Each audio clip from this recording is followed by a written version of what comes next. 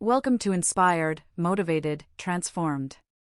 In this video, Vusi Thembekwayo, a renowned South African entrepreneur, speaker, and venture capitalist, addresses the subject of self-doubt. People often think less of themselves and are intimidated by those they deem more successful than they are. He advises that one must focus on what they have control over and master that, and keep moving forward regardless of who they have to come up against. God has planted in each one the seed of greatness. That seed must be watered with knowledge, practice, and application, and success is certain. Let's join Vusi now. I think one of the greatest lies of our modern time and one of the greatest lies of this generation is this idea that nobody ever doubts themselves, that this imposter syndrome is only for the select few, but actually the high achievers don't suffer from it. The truth of it is that most high achievers are high achievers precisely because they doubt themselves. They are high achievers precisely because they don't feel like they're competent or worthy or good enough to be in the room. They are high achievers precisely because they think everybody else is better than them. And so they prepare more, they work harder, they commit more time. I think that's just the nature of achievers. So I'll tell you guys an interesting story. I don't think I've actually ever told this story before. I was 17 years old and I was at the World Championship Public Speaking in London. I think we were staying, I think it was in Reading or wherever, I can't remember. But I was traveling with this lady who, in my opinion, is still probably one of the greatest public speaking trainers in the world today. Her name is Patty Kramer. She's just unequaled. Like, Patty is unbelievably good. She's really that good. And so Patty was my chaperone and my trainer for the World Championships. You know, so we arrive in London, we flew Virgin Atlantic. And you know, I've always found the Virgin name very interesting. Like, if you consider the gyms, Virgin Active. I mean, did nobody tell them that those two words are a bit of an oxymoron? Virgin Active. It's just like, anyway. So anyway, we arrive in London and I'm competing in this competition, and we had to travel to the Dartmouth house where we were meeting everybody else with whom we were competing. And the guy who'd competed before me, Adam, a South African, had won the competition. So as a consequence of this, I'm arriving at this competition and and I'm going to be competing with other kids, but they put me in the toughest group. So it's a bit like, you know, a bit like if you're watching UEFA or CAF or, you know, the FIFA World Cup. There's groups that you get put in, and certain groups have teams that are more potent, more competent than other teams. And so there's always like that they'll call the group of death, where all the best of the best are. And they put me in this group. Anyway, whatever. So I arrive there, I meet my other competitors, and the lady, I'll never forget, her name was Sarah Green. She was like the convener and mentor for all of us who were competing. And she looked me dead in the eyes. She was like, "Oh, you're Vusi." I said, "Yes, ma'am." And she said, "You're in the toughest heat." She said, "You're up against the current world number 1, number 2, and number 3. And then she just like looked away. She was like, "Oh, well, you know, it doesn't matter." And then she looks back at me and says, "But you know, you should feel really good about yourself just for being here. The fact that you made it this far, well done to you." She said, "You're up against the current world number 1, number 2, and number 3. And then she just like looked away. She was like, "Oh, well, you know, it doesn't matter." And then she looks back at me and says, "But you know, you should feel really good about yourself just for being here. The fact that you made it this far, well done to you." Looks away. almost completely dismissing me. Like, you don't belong here. You shouldn't be here. You're not as good as the other guys. You're not in the world top 10, top 20, top anything. Frankly, we don't even know who you are. But good luck. I remember she said those words and I could get this like sunken feeling in my belly. So we finished the meet. I meet Georgia from Australia, Adam from Australia, Tim, George, who was from Argentina. Argentina is still a very good friend of mine today. And at the end of the meeting, we decide, Patty Crama is like, let me take you for something to eat. So we go in the underground on the Piccadilly line, and she takes me to this like Chinese restaurant. And we arrive and we meet a friend of hers. Patty Crama had a friend who was living in London at the time, who was driving, I think it was a Peugeot 306 or something like this.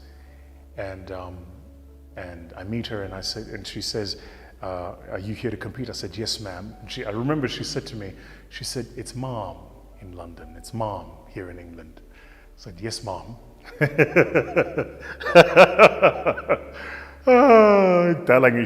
English, eh? Anyway, so during the lunch, I think Patty could see visibly, I was quite visibly shaken. I think she could see that I was doubting myself, that I didn't know how this was going to go. Frankly, guys, if I'm to be completely honest,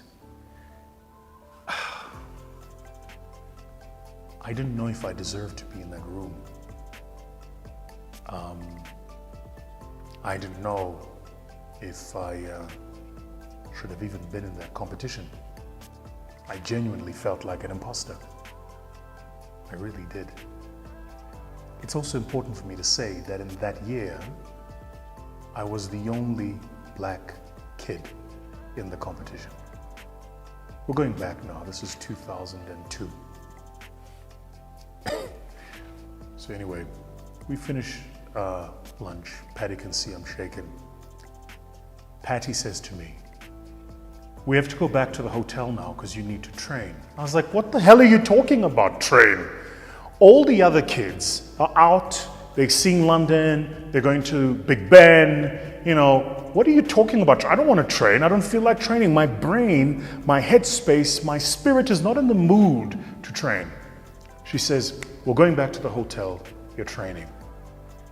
And it's a true story. We go back to the hotel, she gets one of these small like little conference rooms in the hotel. We walk in there and we start training. And I'm not in the mood for this.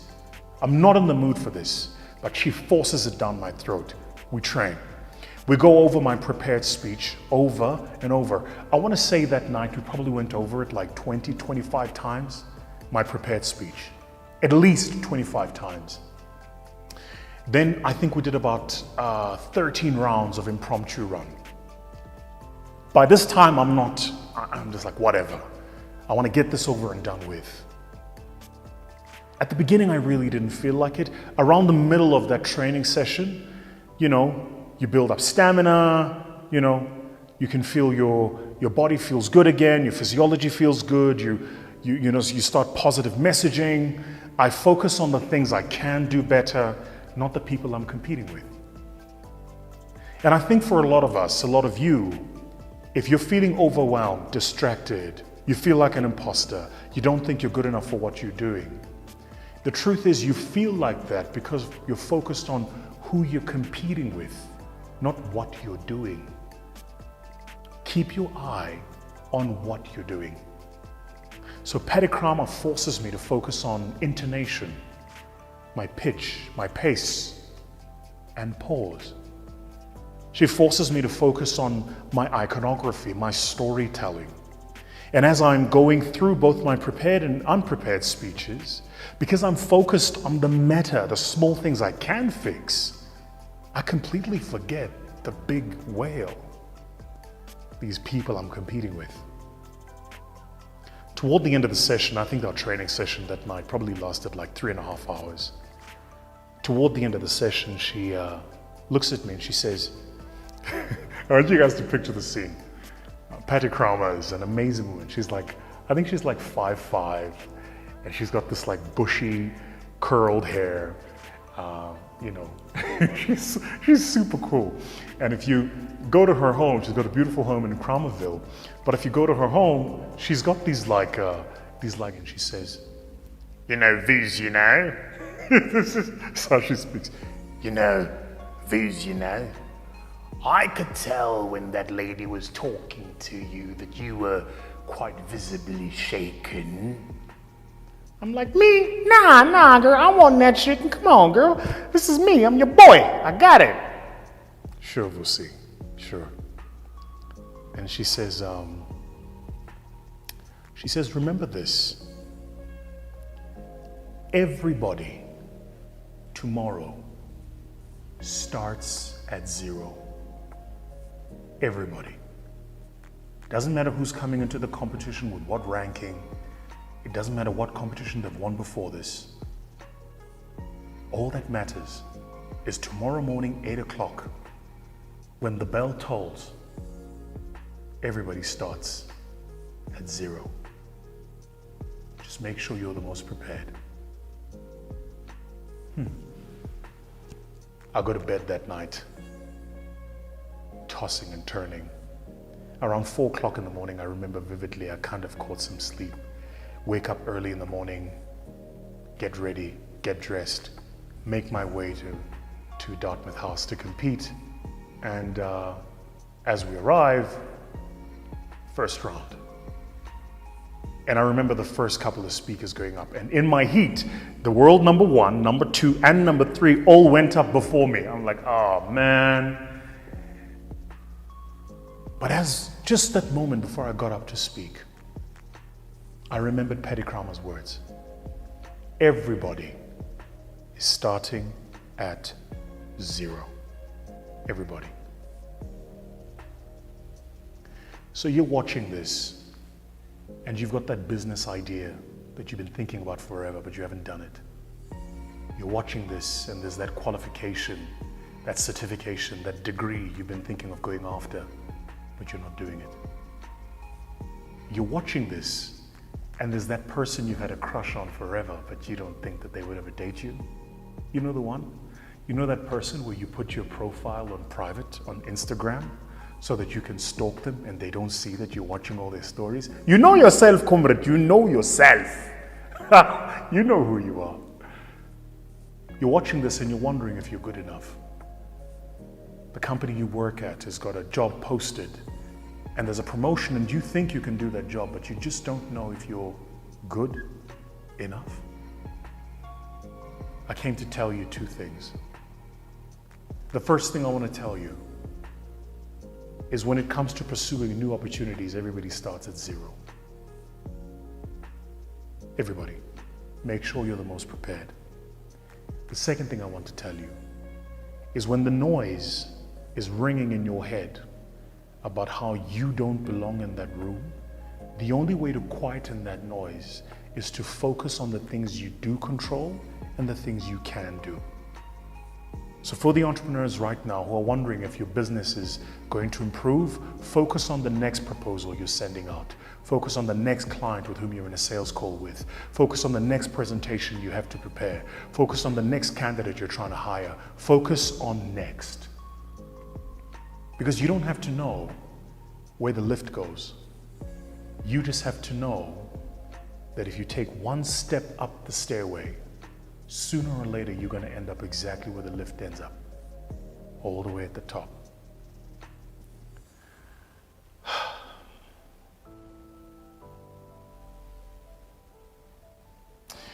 I think that a lot of us instinctively know that we're good enough. But I think that our insecurities are learned. Insecurity is learned. It's learned by your socialization, by your environment. It's learned by the things you're told and the things you're exposed to. Some of you don't think you're good enough to do certain things because the people you're competing with if you read their profiles or their businesses profiles or their careers, it looks like they're on an upward trajectory. But don't forget this, it's called PR for a reason. Nobody puts the bad shit down. Nobody. So if you're reading the story about your competitor and all you're seeing is successes, it's not because they're succeeding all the time. It's because that's all they are highlighting. So the focus for you should be on, how do I compete? Just do the next thing. Just one more thing. I want to leave you with this little bit of homework for yourself. Now, the first thing I want to say to you is that if you catch yourself having a negative conversation with yourself, stop yourself and call yourself out on your own BS. And the second thing I want to say to you, as a believer, I believe this. I believe that my Lord and Savior Jesus Christ has put in me the dreams that I have, and He's put in me the capabilities, skills, and competencies to achieve those dreams. And where I don't have those skills and competencies, He will maneuver the universe to surround me with people who have the right intent and heart to take me to the place He wants me to go. I genuinely believe it. So the qualification you need is the dream you have. The fact that you have that dream, the fact that you believe that thing, that you're seeing that vision, that's good enough.